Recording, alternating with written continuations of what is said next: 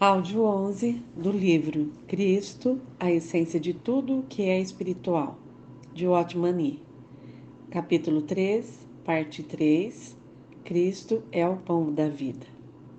Na experiência espiritual, não são os ociosos que podem se alimentar. Ao contrário, nos alimentamos mais quando estamos muito ocupados.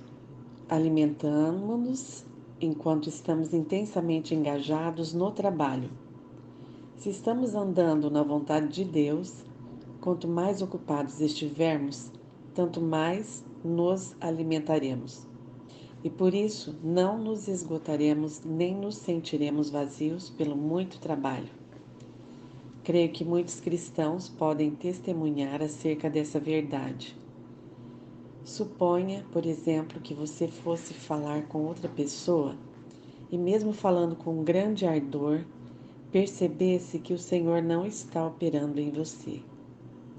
Após falar por 5 ou 10 minutos, para sua surpresa, você sente que algo está errado.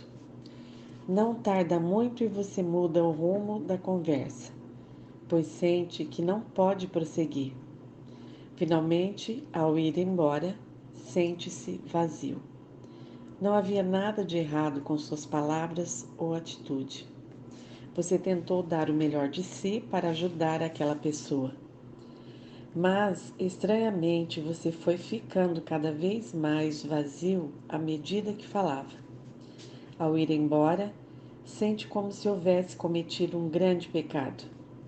Ou pode ser que você tenha sentido um pequeno sucesso, como se tivesse feito tudo bem. No entanto, quando esses sentimentos exteriores se vão, você sente grande vazio e fome interior.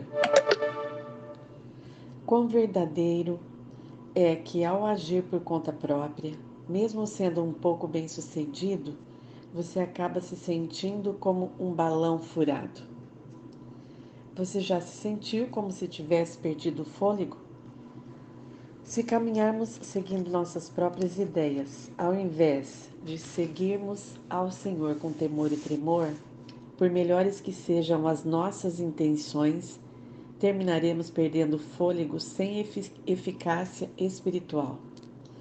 Quanto mais você trabalha, menos sentido vê nisso. À medida que prossegue, mais vazio se sente.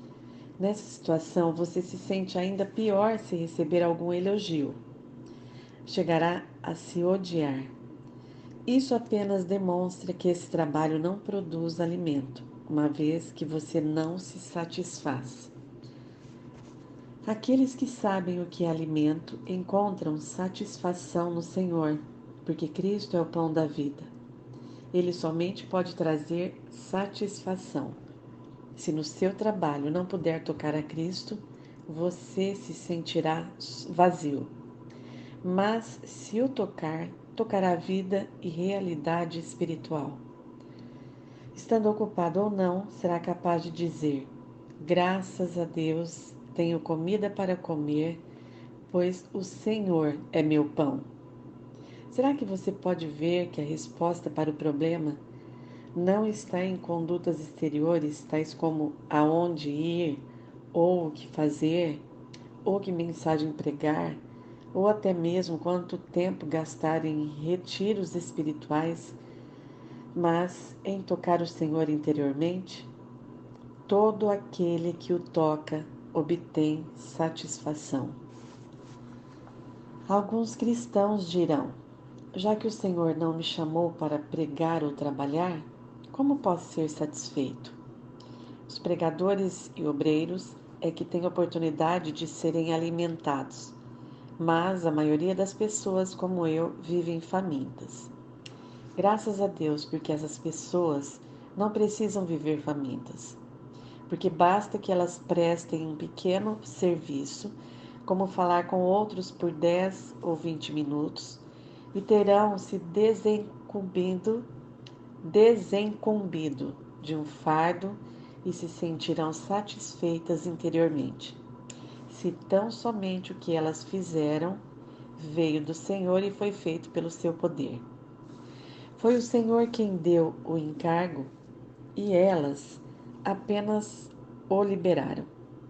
Assim, os crentes sentirão satisfação e plenitude. Sempre que tocamos a Deus, sentimos satisfação e obtemos alimento. Por isso, não são apenas os obreiros que têm oportunidade de se alimentar, mas todos igualmente têm.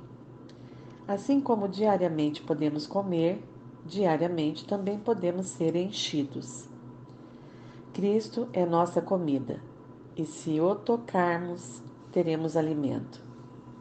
Mencionaremos outro exemplo, um pouco mais profundo.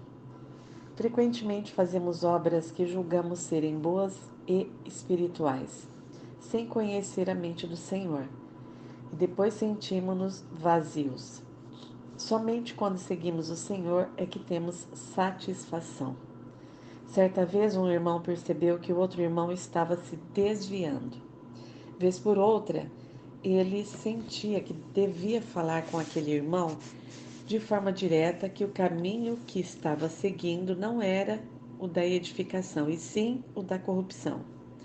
No entanto, querendo demonstrar mansidão, decidiu exortar o irmão com uma face sorridente e com umas poucas palavras agradáveis. Surpreendentemente, ao terminar a conversa, sentiu-se terrivelmente mal. Do ponto de vista humano, havia feito tudo muito bem, com bastante sucesso. Sua atitude fora mansa e inofensiva, mas, ao invés de ser alimentado, sentiu-se faminto. Essa situação se prolongou por 2 ou 3 meses. Ele sabia que algo estava errado e pediu ao Senhor para iluminá-lo e mostrar-lhe a causa. Certo dia ele orou: Senhor, tudo o que quiseres que eu faça, farei. O Senhor ouviu sua oração e lhe mostrou o que deveria fazer. Poucos dias depois, o irmão errante o procurou e desta vez repreendeu-o severamente. Devido ao seu temperamento natural, ele sempre sofria durante alguns dias ao falar palavras fortes. Dessa vez, porém, quanto mais fortes eram suas palavras, mais ele tocava o Senhor. Assim, ao concluir aquela severa repreensão, não sentiu necessidade de confessar nenhum pecado. Pelo contrário, podia louvar o Senhor. Sentiu-se como se tivesse tomado uma farta refeição. Não queremos dizer que devemos repreender as pessoas de forma casual ou descuidada. Isso certamente seria um erro. O presente exemplo visa apenas mostrar que quando fazemos algo que está de acordo com a mente do Senhor, somos alimentados e fortalecidos interiormente. Do incidente acima, concluímos um fato importante. O bem que podemos fazer não é necessariamente alimento. Você poderia pensar que seria melhor se demonstrasse gentileza. No entanto, a experiência mostra que agir gentilmente pode ser a mera expressão do homem exterior e não necessariamente produzirá alimento. Somente quando o Senhor se mover em você e você se mover de acordo com a sua vontade é que haverá alimento. Ao tocar a vida, você obtém alimento. Ao tocar o Senhor, você se satisfaz.